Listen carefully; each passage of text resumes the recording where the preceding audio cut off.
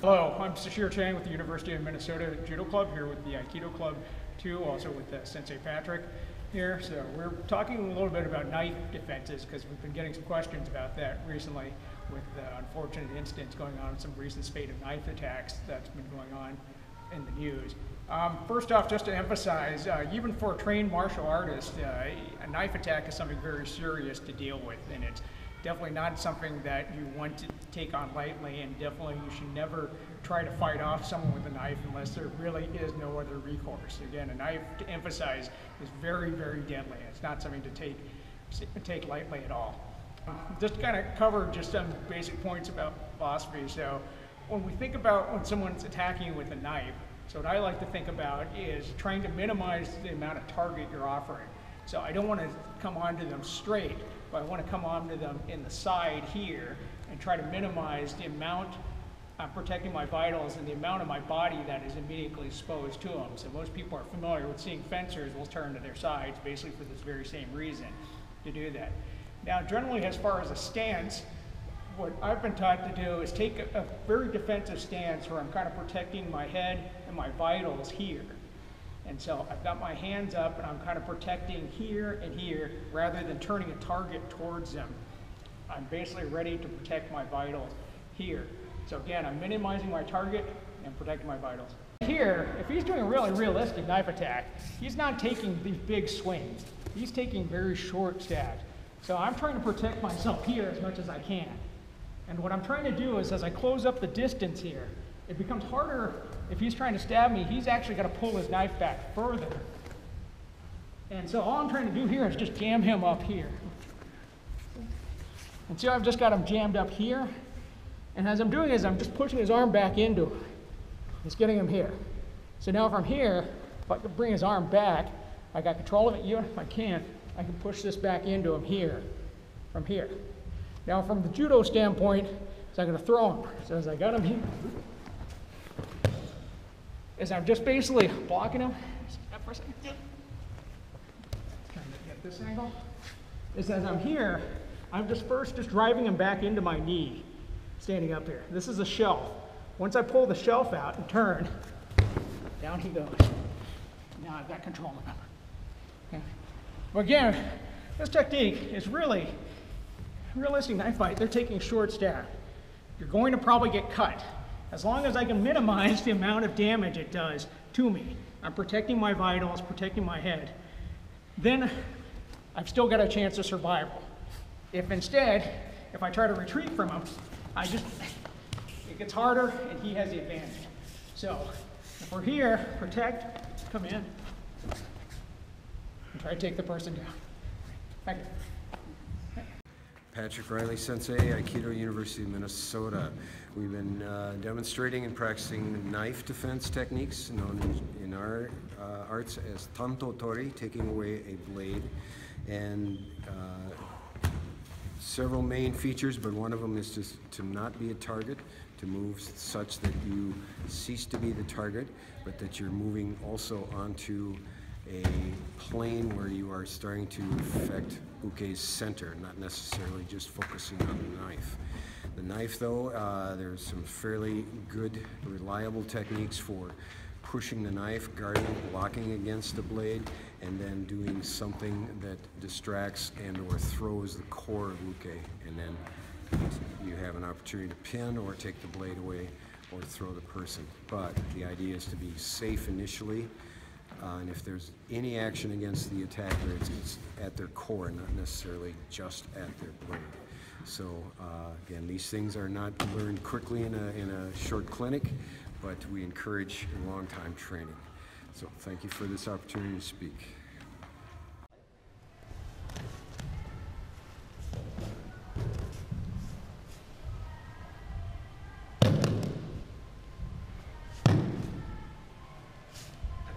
So several applications, but mostly I'm crawling up, I'm moving up this line. I can now move through his elbow, turn the blade up, find the altered grasp. And right about here, I'm offering him his own blade. He should intimidate him some, but I can push against his fingers, take the blade away,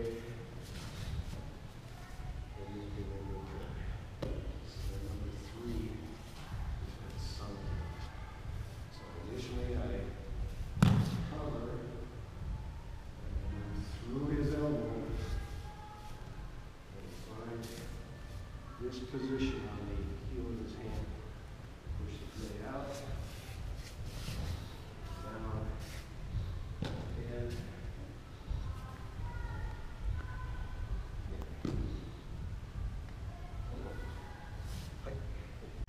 usually when I do this open-handed, I'm feeding his own blade to him. And I'm pushing, torquing his up through his elbow, pushing that out through his now open fingers.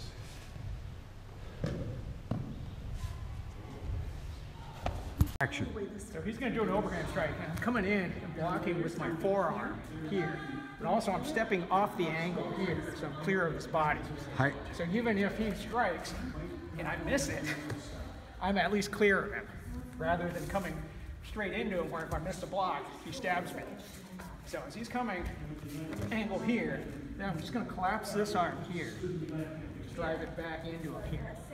Now as I step back, I'm going to reap him, follow him down. From here, I'm just going to drive the blade. Now if he's still got it here, I can pull it to the side, and his arm, and I try to do is kneel on his head. This is a common police tactic. Kneel on the person's head, then disarm him here. And take the blade out. Out of harm's way. Yep. Okay. Flag down, cross, blades out in front of me. Grab my own wrist here. Give a little assist to her hand here on the back side. Move in. Blades up against her. There she goes. And I take a squat position here and just lift up on the hand. Take the blade. The arm down. I could effect against her neck at this point, but I'm going to reach underneath. And now I pretty much have the arm trapped. I'm going to turn back into uke, and this is rotation.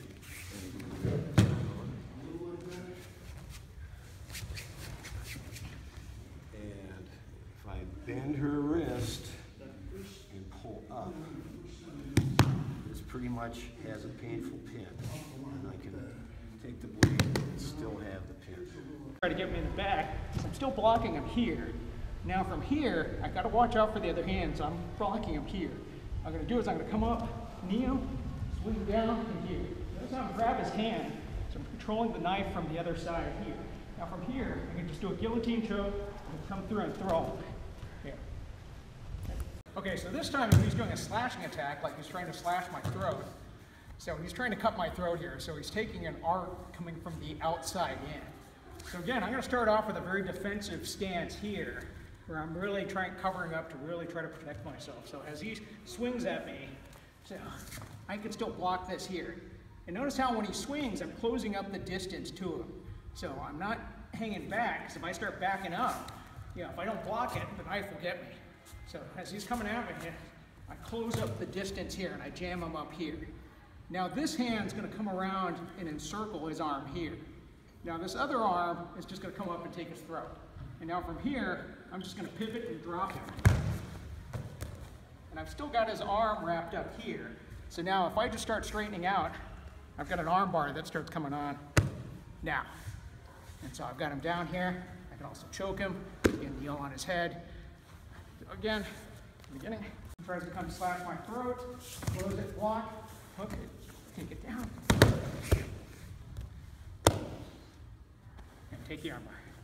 Maybe have not been able to anticipate this well enough. I maybe haven't seen his knife, but he comes in and he wants to control my upper body, and all of a sudden I go, oh, there's the knife. So I'm doing my best, just try to kind of pivot on this and make sure I can control this arm. Now I don't have to deal with the blade. I can come to this hand and put on our number 2, which he doesn't like very much. So again, the idea is, yes, I'd like to control the blade. Certainly do that in many ways. But if my best option is to switch hands, and he comes to the guard there, and I'm going to continue to this side. Ignore that blade and say, hey, you like your wrist, I bet. He wants to hang on to that. That's fine. But I end up with the same pin where his arm is straight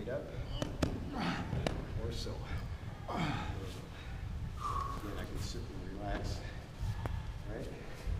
If he stays hanging on here, watch out for, brace this, start to raise, and it pretty much gets rid of his hand on my lapel. Again, very cautious as to where that blade is in between us. So here he comes. We're going to drop this between us. Raise up underneath. Right underneath.